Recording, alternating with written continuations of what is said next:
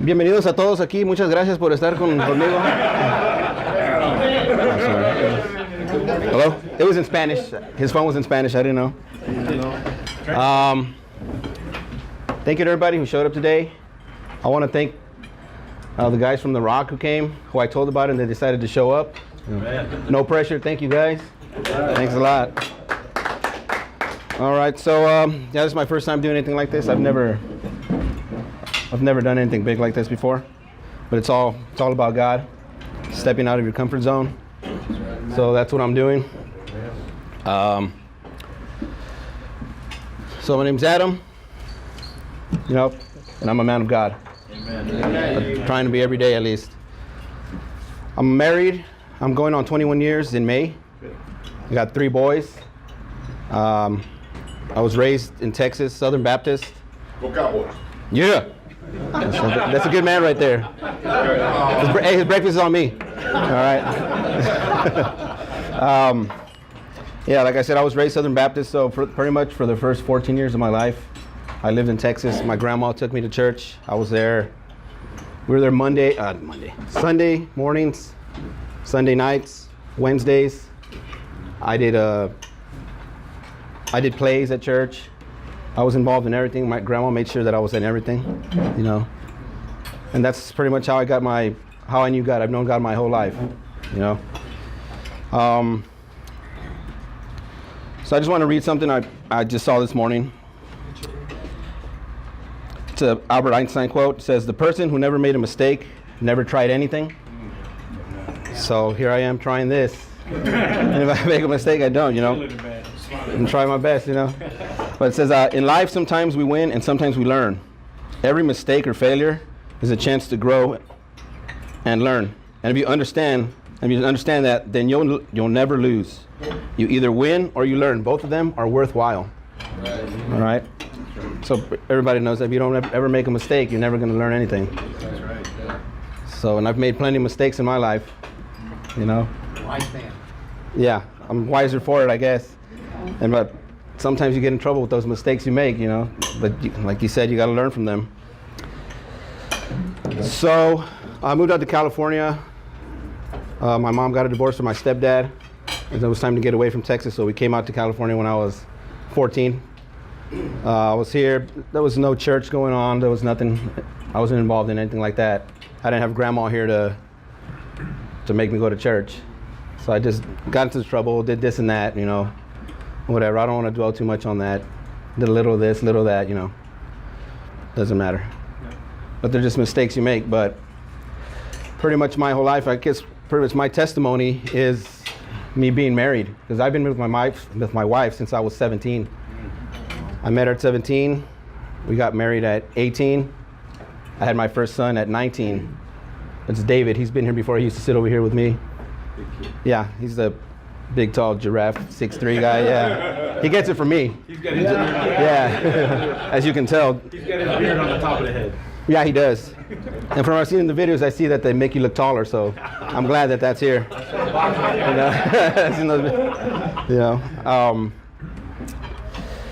So, like I said, I've been with my wife since I was 17. And throughout the years that we've been together, because even though I knew God, I didn't instill that in her or anything like that. We were young. We were just partying, doing whatever we did. Back then in those days, I like to smoke a lot of weed. That's pretty much what I did. I call that my first love. Mary Jane was my first love. I mean, I can remember sitting with my son in my lap, puffing on the joint, blowing the smoke this way, be like, oh, he's good, nothing's gonna happen. And he's a smart kid though, so I mean, nothing happened. He's a brainiac. But I mean, it was just, I was not a good father. I was not a good husband at all. I mean, even till now, maybe into my 30s, just recently, a few years ago, I started actually changing what I did, the way I was, because I mean, we were pretty much just falling apart, because I wasn't trying to do anything good. I could care less. I used to say, Conscience, what's that? You know, I tell that little voice in my head, I tell it what to do. It doesn't tell me what to do. It would pop in every now and then. I say, okay. And I do what I wanted to do. That's just how I've always been. I didn't care. I never felt remorse about things. So I think everything that's happened in my life, we ended up at the Rock Church, which was maybe 4 years ago, because of something. My wife made a prayer about something. We were moving, and she's like, you know what? Because she never knew that. She was raised Catholic. And then, not really raised Catholic. They would go from time to time. But she said, you know what? God, if we get this place, because we had to move, she said, we'll start going to church tomorrow. And we got the place, and she's like, we're going to church. So we started going to church that next day, you know. And ever since then, we've been there at that church. And God got a hold of her like that. Like, it was just, she didn't know all that. She didn't know that you can have a relationship with God, you know. So he got a hold of her, and it was like, boom. And just, oh yeah, I know all that. Yeah, I know. But I was like, I went, but I would go, but I was just going through the motions, you know. I wasn't trying to, I already know all these things. But even through all that, through all these years, I was doing drugs. Back when I was in Texas, I started doing cocaine. Cocaine, crank. I'd mix them together in the same thing. Do that. Had my kid over here. You know, my wife was at work, and I had my kid in the bouncer. David was my oldest son. He'd be in the bouncer over here, and I'd give him his bottle, make sure he had what he needed, and I'd go over to the kitchen and chop up some lines, you know, and just like, you know, just getting and just looking over there. Oh, he's good. I was like, hey, he's okay. I'm okay. You know, we're all good. But for me, it was just partying was a big thing. I mean, every weekend, that's what we did. That's what I did. My wife got away from that a long time ago. She's like, you know, I have a kid now. She just felt this responsibility. And that responsibility to me was just like, you know, I got a kid, he's good. I'm doing what I'm supposed to do, but I wasn't really. But for years, when I was over here in California, and I always used to blame things. I moved to California. California messed me up. It's like, I was good in Texas. I moved to Cali, and my wife would be like, "Just shut up, you know, just be quiet." But in California, and we've heard a few people talk about it, but I've got a taste for meth. And welcome to California. Yeah, and I got a taste for meth, and I took off on that. I did that for years, just doing what I wanted to do, smoking meth. Everybody be inside. I'd be in the garage. Where's Dad at? He's in the bathroom. He's in the garage. You know, that was just at first I could control it. I could do a little bit, leave it at home, go to work. And then little by little, it was taking over. I had it with me.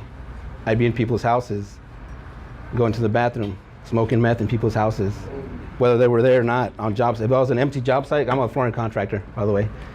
If I was on an empty job site, a new construction or empty home, all right, there's nobody here. It was like an all-day thing. I still got the work done, but it was just all day doing this. And I'd come home and I'd bring it home with me. And there was times where I wouldn't even come home. I'd go to, my favorite place to be was this little hotel in Lake Elsinore. And I was always there to spend money on this, get a room, and just be there, just doing what I shouldn't be doing, you know, instead of being at home. My wife called and I had my phone on silent. I see she's calling. I wasn't answering the phone. I was like, I wasn't answering no calls. I had work calls coming in. I wasn't answering those, you know. I was just in my own world. My family was falling apart and I didn't care. I just was looking for my next fix. And it started affecting my work, you know. And I started complaining about things at this shop I used to work for. And they started feeding me less and less work. And it was because of my attitude was changing. You know, I was losing weight too. Now, as you can tell, I'm a little healthier than I used to be. I've probably gained 30, 40 pounds since I stopped. But that's good weight. It's good weight. Healthy weight, yeah. You know. So, like I said, I was doing all that one day. I think in 2010, It was 2010. I would go to, like I said, I'd go to the hotels. That one day I just decided to go to the hotel. I went, and my wife, she said, you know what, when you come home, we're not gonna be here. Because we had to leave where we were at. We were living at my mom's house, which her and my mom just, with mother-in-laws, you just don't see eye to eye. And she told me that, and I came home, and she wasn't there. And we stayed in this room that they had in the back. They had our beds were in there. That's where we stayed. And I was sitting in there, and I was just like, it was just quiet like this. And I was just looking around like, man, like she left. She took my kids. And me being me, I finished what I had. I was like, I already paid for it. I'm gonna finish what I have. I finished it, and that was it. I went cold turkey. That was 7.5 years ago, in 2010. I stopped smoking meth. I was like, this is done. And for the next few months, she would come down because she went to Escondido where she was raised. And so she would come down for the next few months because our kids were still going to school over here. She didn't want to switch them out over there. So we would see each other, and she could tell there was a change in me because I wasn't, when you're doing meth and when you get off of meth, there's a difference. You're a different person. She could tell, she could see it in my eyes. She could see I was different. So eventually she came back. We got our own place. They're living our lives, but as far as me and her, there was always bumping heads. I was still, I'm the man, you got to do what I say. It's my way or the highway, we got to do things like I want to do them. This was before we were going to church. I think we already started looking for a church to go to. And we just couldn't, it just wasn't like, we just didn't like it. I would go to these churches, I think it was here. I'd smoke, this was before, but I would smoke a little meth and go to church, But our relationship was bad. And we were just going back and forth. I just wasn't doing what I was doing. It was affecting my kids. Even after all that, I was just, I wasn't being the father I needed to be. Like I said, I wasn't being the husband, and it was just putting a strain on everything. And eventually at one point, we got to the part where we were going to sit down and we were going to talk to our kids. She was like, you know what, and we were already going to church at this point at the Rock. I was doing the usher thing. I'm jumping ahead of myself here. I was doing the usher thing. And we had talked to our kids about, you know what, we're just stay, when you come home from work, we're just going to tell our kids, and we're just going to separate. We're going to tell them we're going to split, And even that, and this had come even after we did this conference at the Rock Church, at a XO church we go to. It was an XO conference. We go to marriage conference put on by Jimmy Evans. I don't know, most of these guys over here know because they've been there. And even after that, we were still falling apart because we went to this conference and they did a vow renewal and everything. I was just going through the motions. Again, I still wasn't there. I was telling a friend over here that week we did that, the very first one. The week before, I had just been with another woman. Adultery was something I like to do also. And I had done that, and then this next week, here we are in church doing an XO conference, doing marriage vows. On there I am. I didn't say nothing. I was going to take that to my grave. I was never going to tell her. I was like, what good is going to come of it? And we did the XO. And maybe a week or two later, we had we met up for it, kind of like to have a dinner for it, and just to see how it went and everything. And they had asked us if we could go up there and just say a few words on how it affected our marriage. And I started thinking about it, and I was telling her, I was like, you know what? I got something to tell you. And I was like, I can't. To me, I was telling myself, I can't go up here in front of all these people. The church I go to, it's one thing playing the part going over here, but going up there and saying how this changed our marriage when I've been doing this, I think God told me, you're not going to go up in front of my house and talk to these people that way and tell them everything's all good when it's not. So I confessed to her that I had been messing around with a few different women in the past few years.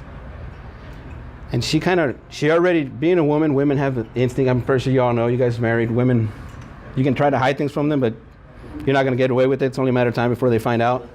They already know. They're just waiting on you.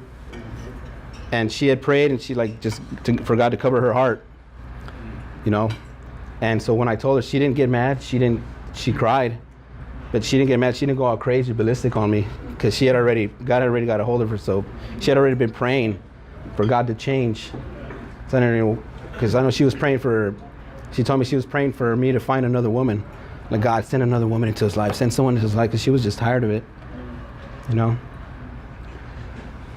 But I told her that. I confessed that day, and then we went up and we kind of just talked a little bit about that.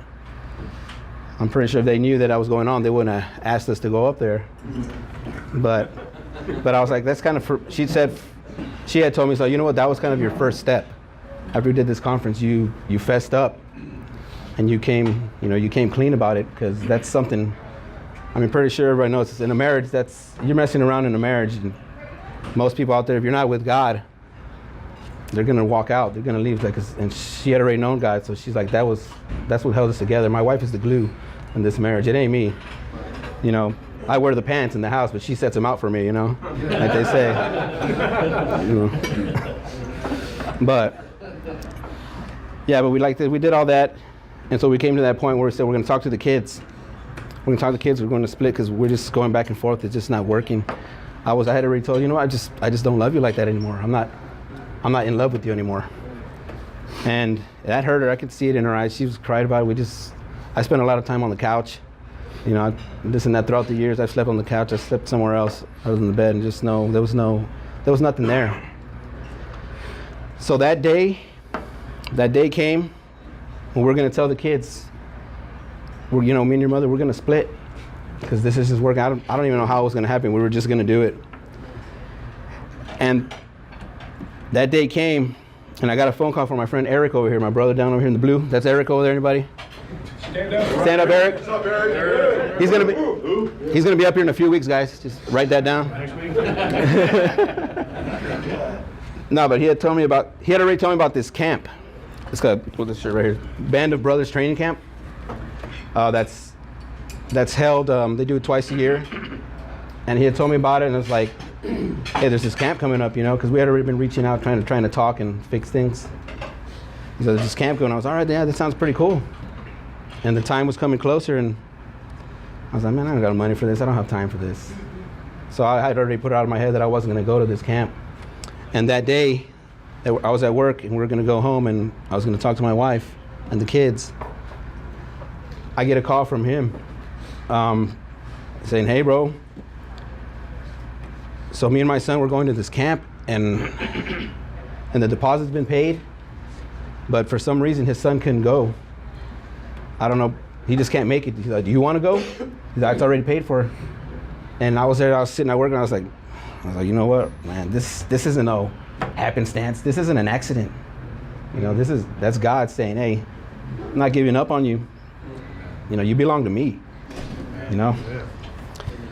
So, and I called and I told her, hey, you know what, let's just hold off on this, because this camp came up and I'm gonna go. So, you know, the weeks up to it, there's still the bumping heads and everything, you know. But I went to this camp, and at the camp I realized it's all about, it's on the shirt, but it's the back, but I can't take it off. But it's about it's pretty much it's based on pretty much Ephesians 6:11. It's put on the full armor of God, so you take your stand against the devil's schemes. It's pretty much about spiritual warfare. That's what it's about. So all these things that happen, you're being attacked constantly every day by the devil, by the enemy. You know, he's here to take you out. You know, and we don't realize these things, but it's not something you get taught all the time. You may hear about it, but it's not something that they sit and talk about. And up there, that's what they teach you.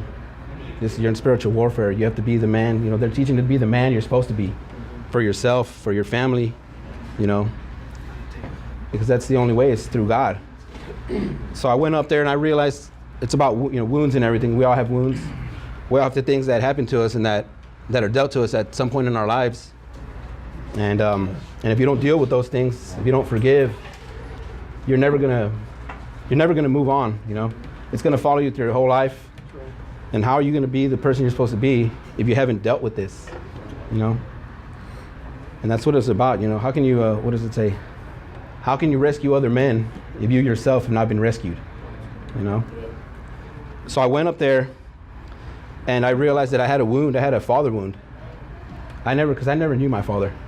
I used to say, I never knew my sperm donor. That was the word I would use, my sperm donor. And here and there I had relatives, hey, your dad's over here and so, you want to meet him? And I was like, why, does he have a check for me or what? Is there yeah, let's go. I never went, I haven't met him to this day. But I realized I had that wound and I come to grips, with reality that's why I'm the way I am, kind of, not completely, but I have this wound that I never knew my dad, and it kind of fed me all my years, Like I can do things on my own, I can do this and that, But I came to grips with that, and I realized I had a father wound, and I dealt with that there. And I remember on that last day I was at that camp, we left the last session, and the same guy over here, I was walking over here looking at the trees, just like, man, like, just trying to hold it in, like that. And he comes, hey, you doing good, brother? He's like, yeah, man. I said, oh, and I broke this.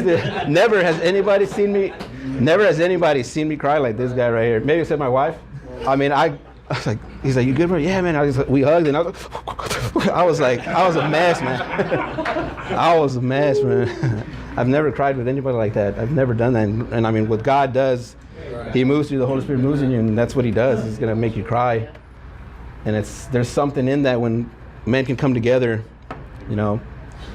and rely on each other and cry and be transparent with each other and show your weaknesses like that. There's strength in that. That's how God works with us, with our weaknesses, So I came back from the camp, and I was on fire for 2-3 weeks. I'm like, yeah. And little by little, go back into my ways. No drugs or anything like that, but just having this, machismo attitude on the ball. Me and you arguing. No, you're gonna do what I say. This and that, blah blah blah. Just the same thing. But I mean, like for those first 2-3 weeks, I went back. I talked to my kids, kind of apologized to them about how I've been. Each one individually, about just apologized and how I've been. I wasn't there for you. I wasn't there for your mom. I've been a bad father. It's good, And the time passed. And I started to just kind of, like I said, go back into my ways.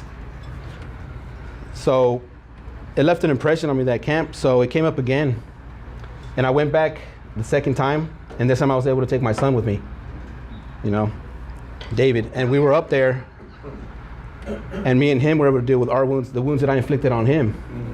Because, I mean, he was the firstborn. Like I said, I had him on my lap, smoking weed. I have sitting in the kitchen, doing cocaine while he's sitting over here.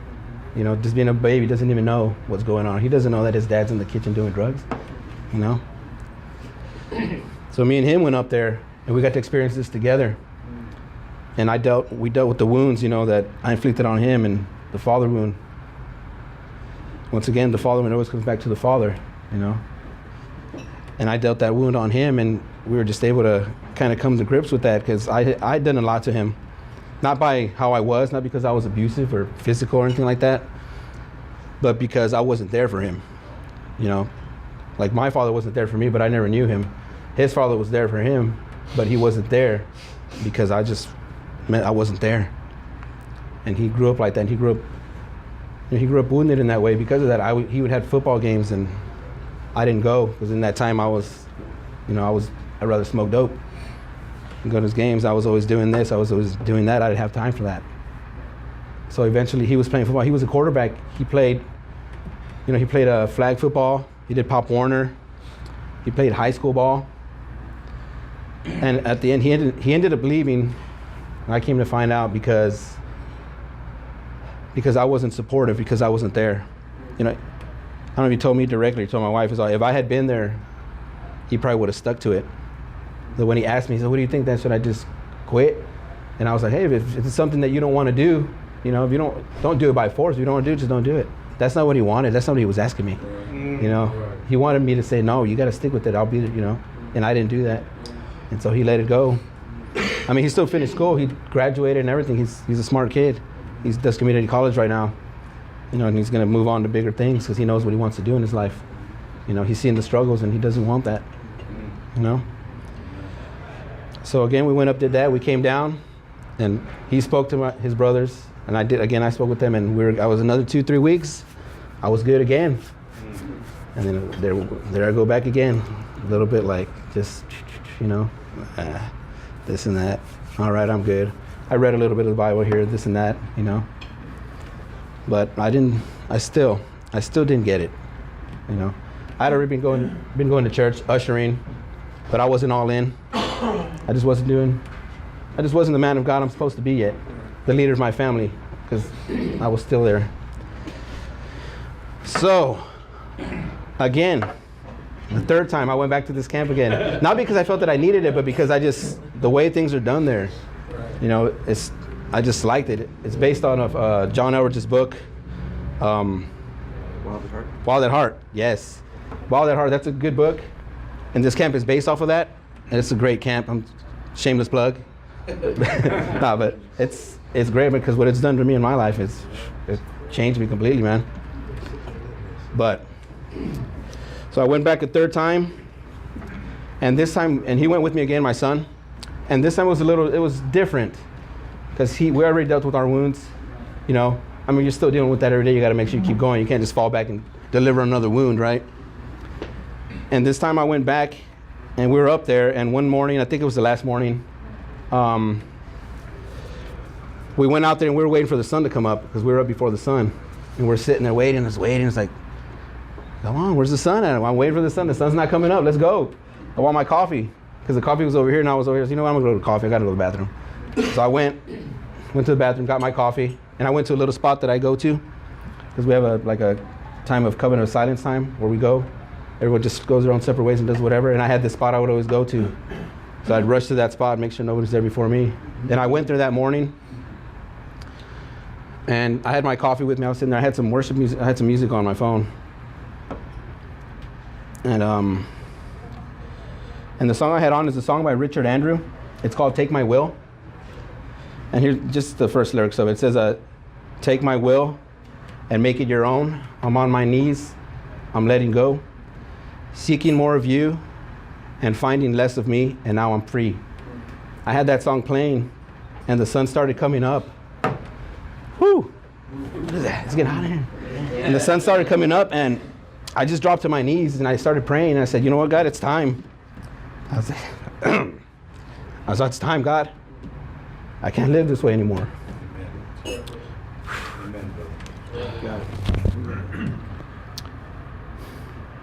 So right there, I realized that I surrendered myself right there. This was in September of just this past year. So all these years gone by, I've known God. I always say, I've been a fan of God my whole life. You know, been a fan of God my whole life, but until then, I became a follower. You know, because I just like I said, decided it's time, God. I can't do this anymore. I can't. The way I'm living, I'm not out there saying I'm not looking for women anymore, but I'm not seeking you. You know, I'm not doing what I'm supposed to do. I'm still not being the father I'm supposed to be. How can I lead my family if you're not at the forefront? So right there, I said it's time. I just dropped to my knees, like I said, and just said, I'm yours, God. Just take my will. You know, your will be done. And I came back down that time, and this time it wasn't 2 or 3 weeks. Because they always say when you went back down the last 2 times, when you went down, did you find a group of men? Did you find some men? Because we're not supposed to do this alone. You know, we're not meant to that. We're supposed to find somebody, a group, a family, a group of men to hold you accountable, or just to be able to share with, to be, you know, transparent with, to be able to talk about whatever you got to talk to. If there's a problem, you reach out to them. Hey, I got this going on. Pray for him, bro. And that's what I did. I came down and I called up once again. My brother Eric over here, because he's the one who told me about the camp, and I reached him and I was like, it had been a while. We hadn't spoken, I think, in a little bit. And I was like, you know what? I just came back down. It's my 3rd time, and I don't want this to stop. You know, I can't let this stop. This got to keep going. So I just reached out to him, and we started meeting up. And at the beginning, it was just it was one of us, just me and him. We'd meet up, and then my son came in, and right now there's 7 of us, but we meet every Mondays. And since then I've just been in the Word. I do devotionals. I read the Bible. And speaking of the Bible, I have this Bible that I was baptized when I was, I think it was in 98, 97 at that church. I was baptized, and I was going through the motions when I got baptized. I was like, you want to get baptized? Sure. All right, you know, I knew what it meant, but I wanted to live how I wanted to live. And they gave me this Bible, and there's a dedication on it and everything. And since then, 96, 97, I got that Bible. I opened it up maybe a handful of times. Somehow that Bible went everywhere. I don't remember even using it, but it ended up everywhere. I think my grandma had it, and she gave it to my wife. And it's all highlighted now because my wife was using it. So it's got all these highlights all over. I'm like, look what you did to my Bible. But I would never use it. But it's funny, I'll read something and it's already highlighted. And I wouldn't even open this Bible until now that I use it. And it's the way it says in there, 1996, 97. And it's 2018. 20 plus years later, I'm using the same Bible that was given to me. You know, like, I was like, man, it's crazy. Huh? It's still the same too. It's pretty new still. I mean, except for where she was using it, but it's not. His word. Yeah. yeah, it is the same. Yeah, true. It never changes, man. You change, but that doesn't change at all. But yeah, I'm using this Bible. Like I said, I do devotionals. I read. Right now, I was telling my wife and I was telling my friend, I was like, it's like right now, God's taking up all my time. I was like, because I mean, I do church on Sundays and whatever. Mondays I do a group, and Tuesdays I'm doing something every week. I'm here. I got another men's group I go to Saturday, Mondays. I'm going to be in a play at our church this Palm Sunday. So every day I'm doing something that involves either God or church. And it's like he's taking up my whole life. And I was like, well, that's better than what I was doing before, because every day what I would do before, I was just doing nothing good. Idle hands are the devil's play toy. And my hands were always idle, and he was always there. And I listened to him all the way through. And I was, for me, and now it's pretty much, this is from another song that says, I raise up my hands, I seek out your face, and here I found heaven on earth, and here I found grace. Grace God's new every day, and I'm just trying to live in it, man. I'm just trying to just stay with God and trying to instill in my children what they need to do. I mean, that doesn't mean everything's all perfect now, Just skip to work every day, everything's beautiful, right? There's still, the devil's always there. He's always in your head. He's always in your mind. And for me, that's the big thing, because he's always in my mind, because in my mind, there was all kinds of things. And you have to battle. I got to pray about it all the time, because sometimes he gets in there and temptation, and it's like, nah, I didn't do this, man. I didn't come for this just to go back to that. And I mean, there's been a lot of awesome speakers in here, and I'll take this and that from them. Like, I'm like, man. Because people say, oh, you speak to the Lord. It's like, I can't speak to the Lord directly. He doesn't talk to me. It's like, I get his word from music, or I'll read something, I'll hear something, like, I was like, really? Like, really? You talking to me now, God? I was like, man. I was like, damn, I was like, man.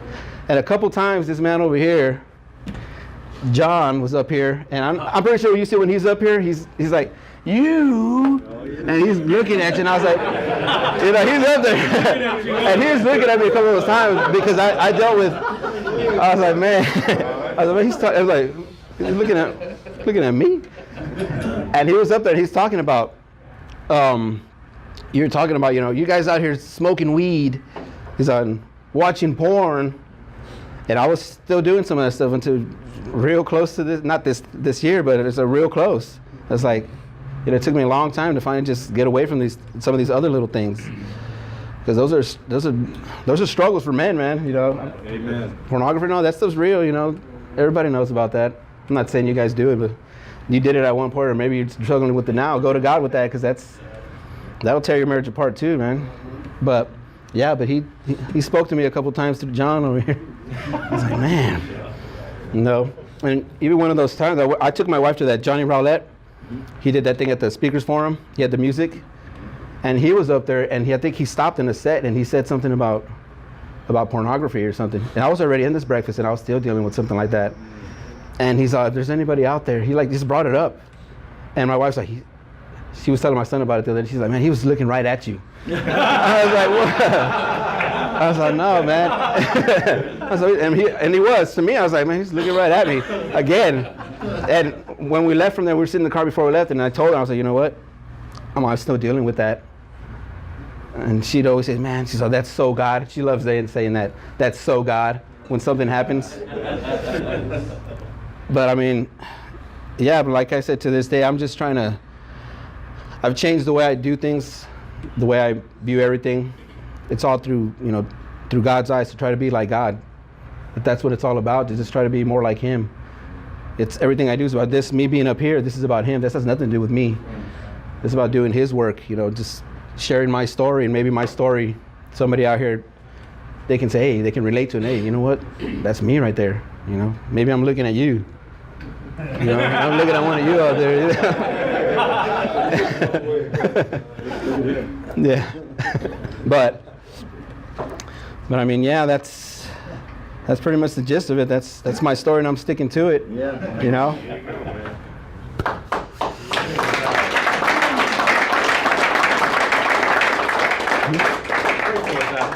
What? Pray for us. Oh, pray for us? All right.